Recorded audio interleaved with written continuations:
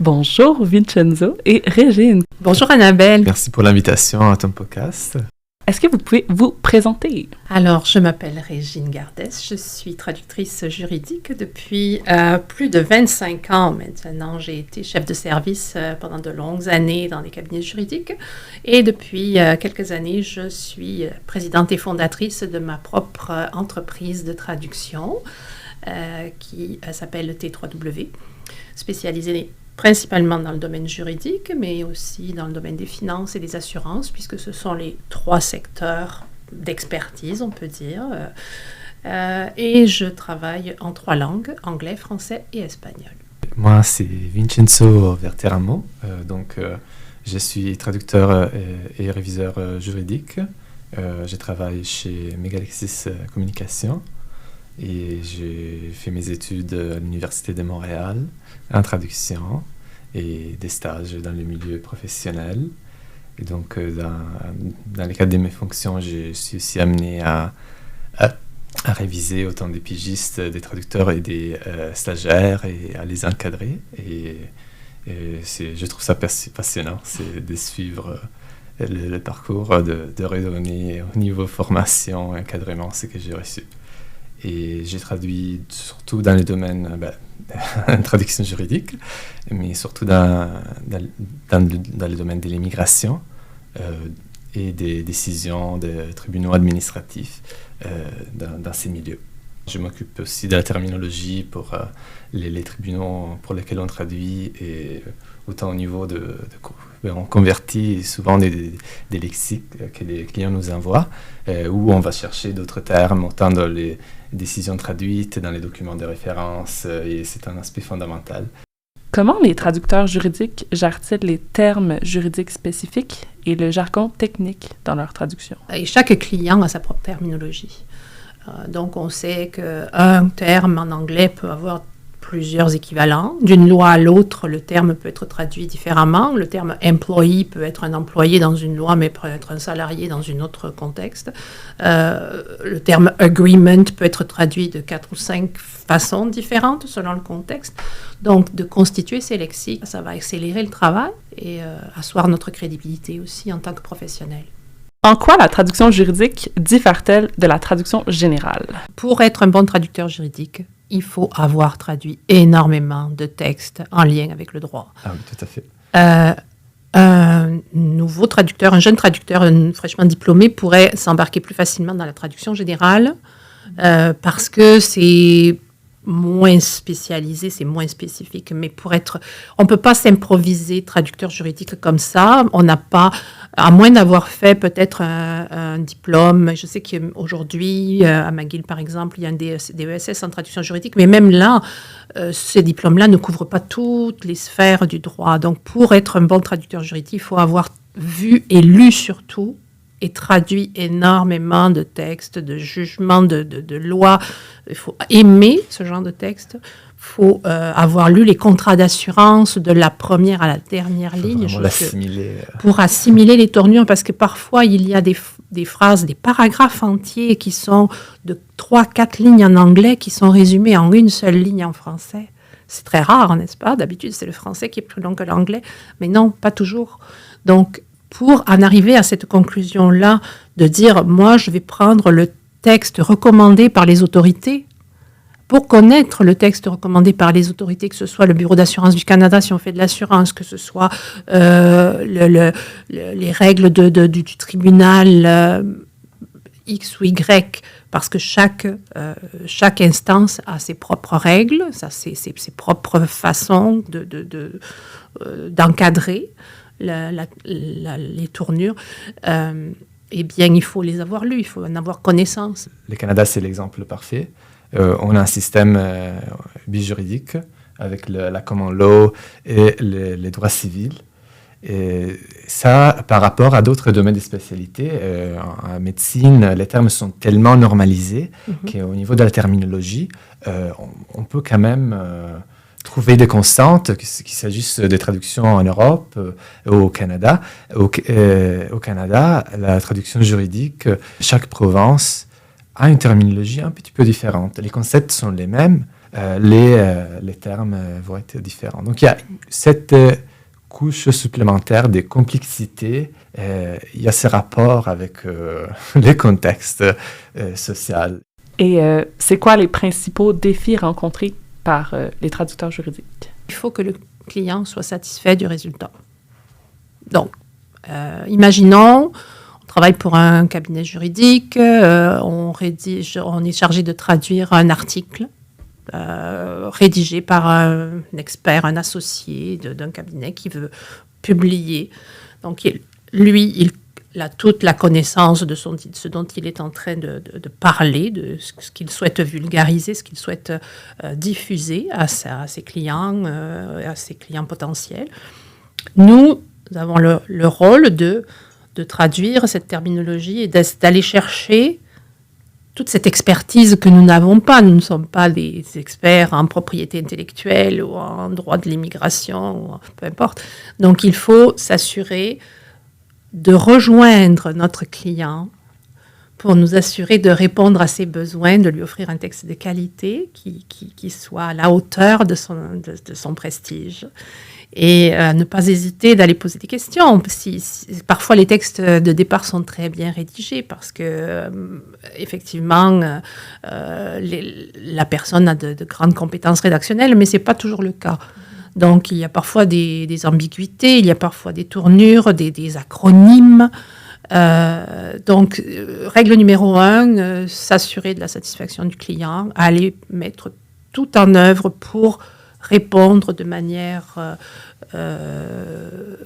rapide mais surtout de manière consciencieuse. C'est souvent des situations où les clients a un problème, donc il doit démontrer quelque chose. Son but, c'est pas de publier le document qui est à traduire, mais avec le document traduit, d'accéder à des services souvent fondamentaux. Donc, c'est vraiment des enjeux de droits citoyens auxquels on veut accéder. Et si on traduit mal, ben,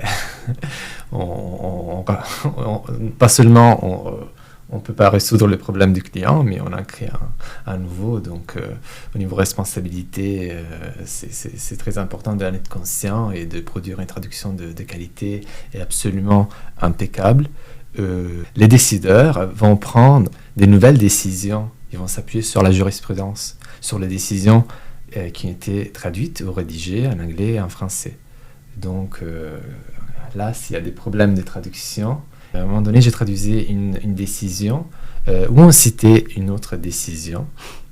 Et dans la décision citée, il faut donc aller chercher la traduction officielle de l'extrait cité qui est reproduit dans mon texte à traduire. Exact. Et le problème, c'était sur la traduction de ou, or.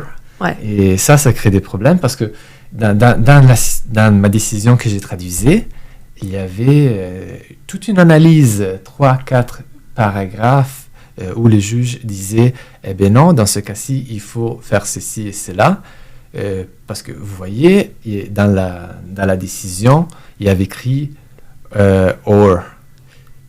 Sauf que en français, ça avait été traduit comme « et ». On voit souvent l'expression en anglais « and » / or, et de nombreux ouvrages de référence vont nous dire il faut choisir en français, soit c'est « et », soit c'est « ou ». Il faudrait presque interpréter, nous traducteurs, est-ce que le « et » est inclusif, est-ce que le « ou » est inclusif du « et », etc. Vous traduisez « et » / ou. C'est pas à nous traducteurs d'interpréter, c'est trop risqué. Le juge est probablement un unilingue anglais, très souvent. Si on lui pose la question, il n'aurait pas la réponse. On n'a pas accès. Comment on maintient la précision et la cohérence du texte juridique tout en le traduisant dans une autre langue?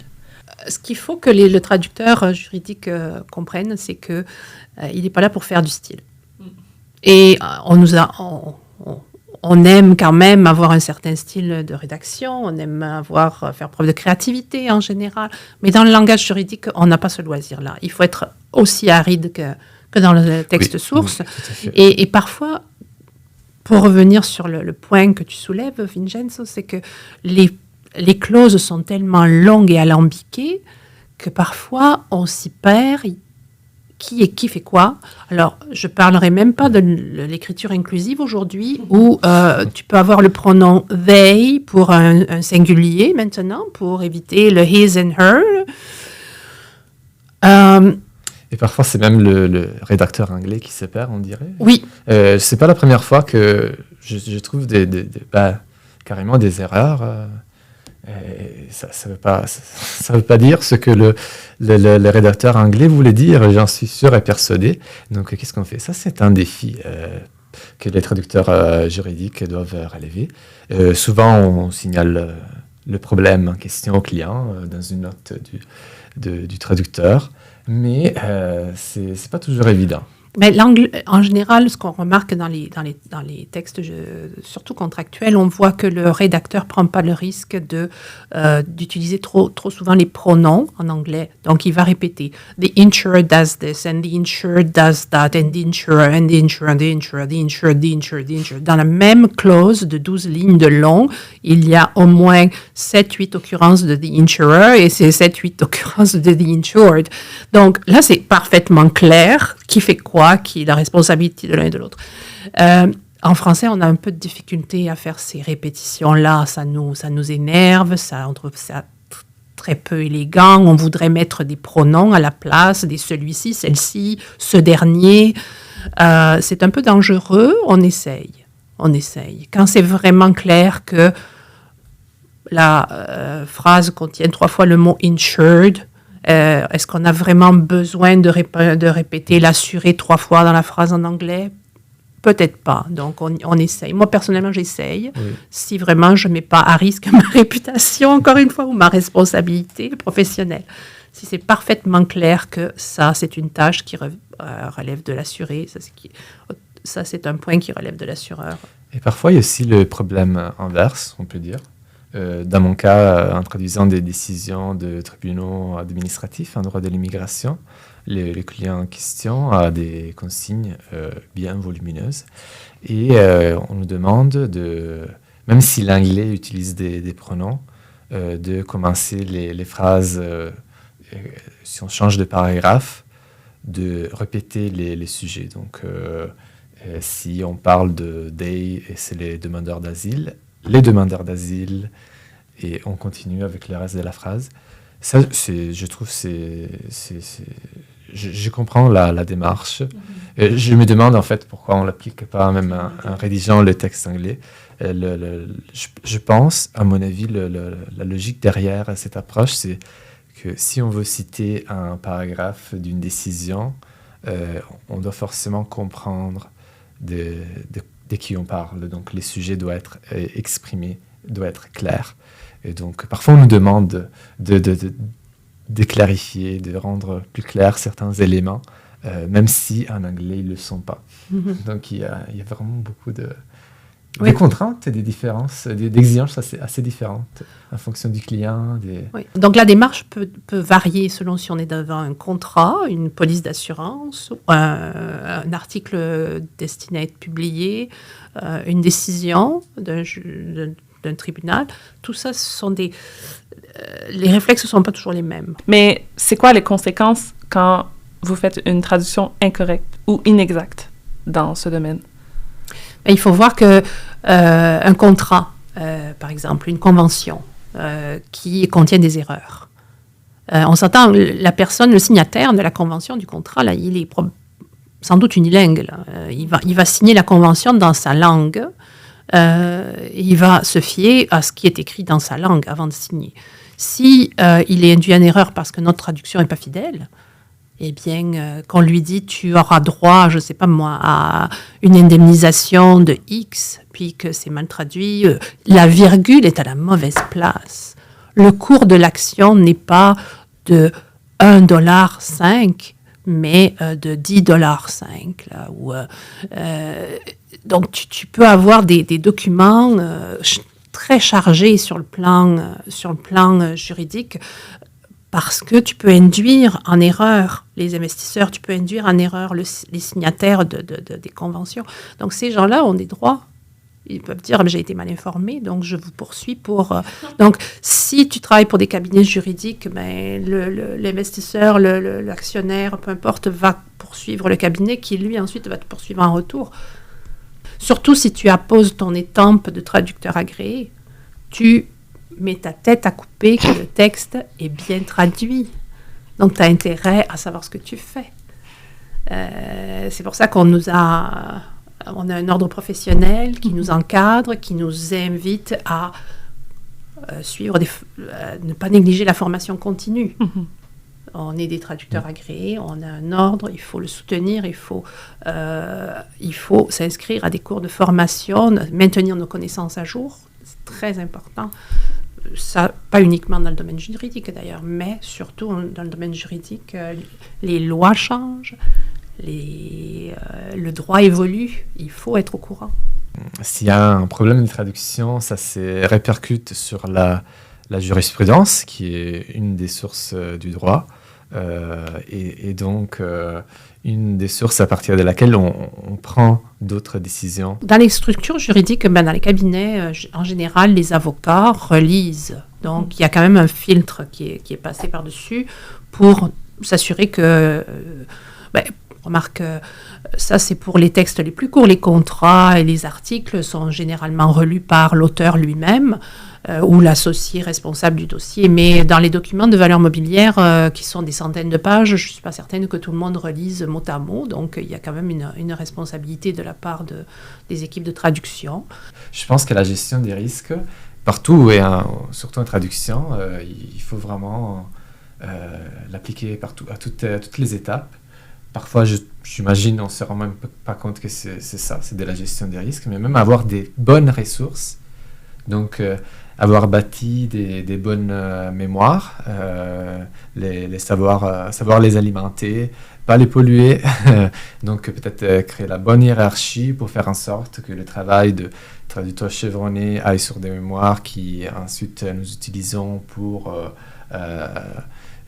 les correspondances ou pour si on applique une traduction machine. Un autre défi qui me vient de surgir pour moi, c'est qu'en fait, dans le milieu juridique, on travaille souvent avec des documents qui sont très longs, qui ont souvent des précédents, donc des modèles.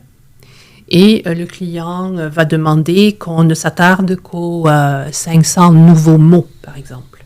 Sur les 50 pages, il y a juste des interventions sur 3-4 pages. Donc, il ne veut pas repayer, il veut pas qu'on relise tout. Ça serait logique, normalement, si c'était nous qui avions fait la traduction au départ.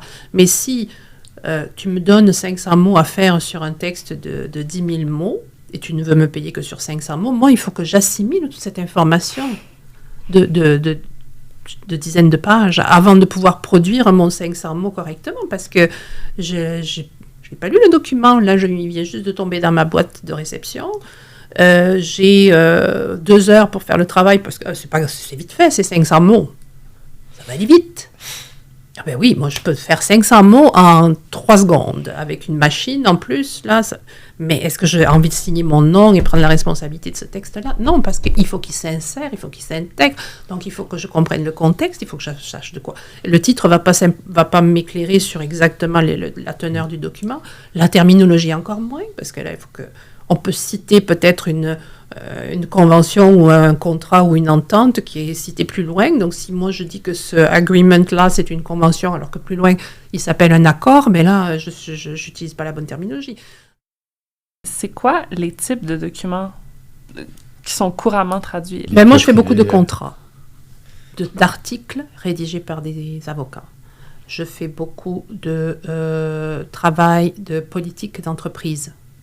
Je fais aussi des textes de vulgarisation pour des sites web, qui sont des sites web informatifs. Je fais aussi, quoi d'autre, des rapports, des travaux de recherche ou des études. Dans le domaine de l'immigration, c'est souvent des demandes d'asile. il y a un tribunal qui est composé par plusieurs sections. Et donc, il y a aussi des sections de première instance et d'appel, des jugements aussi, des ordonnances, parfois aussi d'autres contrats ou des ententes. Finalement, puisque le droit régit à peu près tous les aspects de la vie en société, c'est un domaine tellement vaste et varié qu'en tant que traducteur, on traduit dans plein de domaines différents. Comment les traducteurs juridiques assurent-ils la confidentialité et l'exactitude des documents qu'ils traduisent? En droit de l'immigration, surtout, c'est important que les noms des parties, des demandeurs d'asile ne soient pas publics, parce que sinon les persécuteurs pourraient facilement savoir où les personnes se trouvent. Il y a toutes sortes d'enjeux, même tout ça, pas seulement de sécurité, mais d'anonymat qu'il faut respecter. Donc au gouvernement, il y a plusieurs niveaux de sécurité au code de fiabilité. Il y a les niveaux protégés, classifiés. Et pour chaque niveau, on a protégé A, protégé B, je crois qu'il y a aussi protégé C. Et ensuite, il y a secret et très secret. Et à chaque étape, il y a des exigences en plus au niveau, pas seulement des personnes qui ont accès au type de texte avec ces niveaux de sécurité-là, mais aussi toute l'infrastructure au niveau des technologies, des serveurs qui doivent être sécurisés, les mémoires des traductions qu'on utilise doivent être justement dans ces serveurs sécurisés, et on ne peut pas utiliser ce contenu-là avec d'autres demandes qui ne sont pas protégées. Certains projets, on peut le faire à distance, d'autres, surtout les bureaux secrets, pour les projets secrets, très secrets, il y a des systèmes et des normes derrière ça.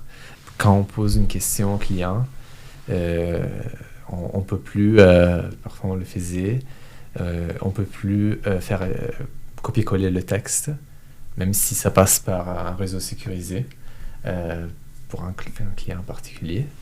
Donc pour d'autres clients, c'est peut-être différent. Et ça complique les choses quand même, il faut aller chercher la ligne. Donc on doit écrire le paragraphe, par exemple, paragraphe 12, troisième ligne. Non, peut-être, c'est souvent des phrases. Troisième phrase, 15e mot de la phrase, juste pour expliquer de quoi on veut parler. On ne veut pas juste copier-coller la phrase en question. Et ça, ça alourdit la communication, hein? Quand même. Ouf. Mais c'est aussi au bénéfice de la confidentialité, de la sécurité. Oui. Donc, oui. Ça serait quoi les compétences et les qualifications nécessaires pour devenir un traducteur juridique ou une traductrice juridique? Il faut aimer ce qu'on fait. Il faut s'intéresser, il faut lire, étudier, s'informer, continuer la formation avec une formation continue.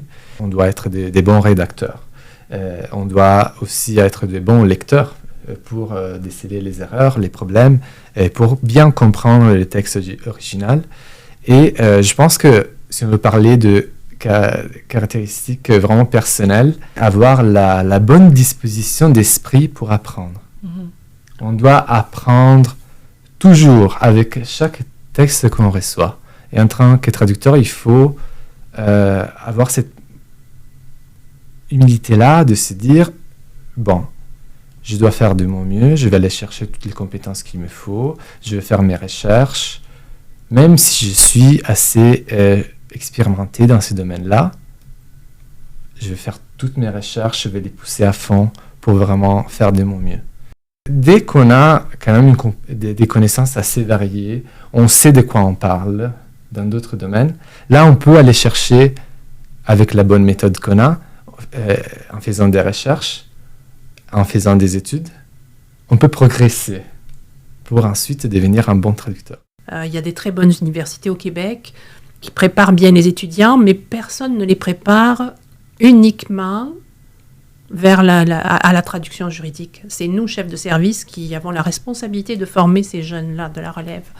Donc, pour moi, quelqu'un qui est bien formé, mais qui arrive déjà avec une soif d'apprendre et une curiosité. Et si on a une bonne éthique de travail, avec tout ça, avec toutes les compétences que je viens de mentionner, on devient un bon traducteur juridique et un traducteur juridique très compétent. Ça ressemble à quoi des cours de traduction juridique comparé à qu'est-ce qu'on apprend sur le marché du travail, par exemple?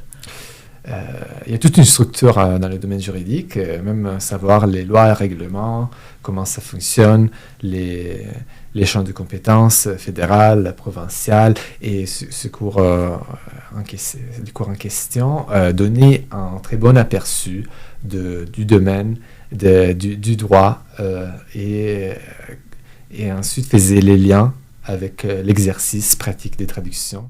Est-ce que vous avez d'autres outils que vous utilisez, comme il y a Termium au Canada, qui est une ressource super intéressante, oui. Mais est-ce que vous en avez d'autres? Oui, il y en a plein. Et ça dépend dans mon milieu, en tout cas, la traduction des décisions de tribunaux. Et quand lit, publie toutes les décisions au Canada et souvent au fédéral, elles sont traduites dans les deux langues. Donc ça, c'est une source vraiment précieuse pour autant d'informations, de terminologie, mais aussi, comme je le disais, souvent on a des citations. Donc il faut aller chercher la citation d'une autre décision qui a été traduite et la reproduire dans notre traduction française. Il y a aussi des ressources un peu plus spécialisées. Je pense au juridictionnaire qui est très utile pour les notions générales, surtout pour départager. Il y a plusieurs fiches qui sont intéressantes, surtout pour les traducteurs qui commencent à traduire dans les domaines juridiques. Donc il y a beaucoup de ressources, si on sait où les chercher et comment les bâtir, du moins pour traduire des décisions, on a du choix. Merci beaucoup d'avoir assisté au podcast. Merci à toi, Annabelle, de nous avoir reçus. Oui, merci, super pour très belle initiative. Donc, je te félicite vraiment et c'est un honneur pour moi d'y participer. Merci pour ton invitation. Où est-ce qu'on peut vous suivre sur les réseaux? On peut me suivre sur LinkedIn. Donc, mon nom, c'est Vincenzo Verteramo. Peut-être pas facile à retenir, mais une fois on va peut-être se rencontrer aussi. J'essaie de participer à plusieurs événements en traduction et réseauté, donc au plaisir de faire votre connaissance. Moi, j'ai mon profil détaillé sur LinkedIn, Régine Gardès. Sinon, j'ai un site web qui est t3w.ca. C'est les deux sources principales de renseignements à mon sujet. Vous y trouverez mon adresse courriel. Écrivez-moi. Je réponds généralement assez rapidement à mes courriels. Donc, très heureuse d'avoir échangé avec toi, Annabelle. Merci Vincenzo pour la bonne compagnie. Merci Annabelle. J'espère que ça vous a éclairé sur le sujet.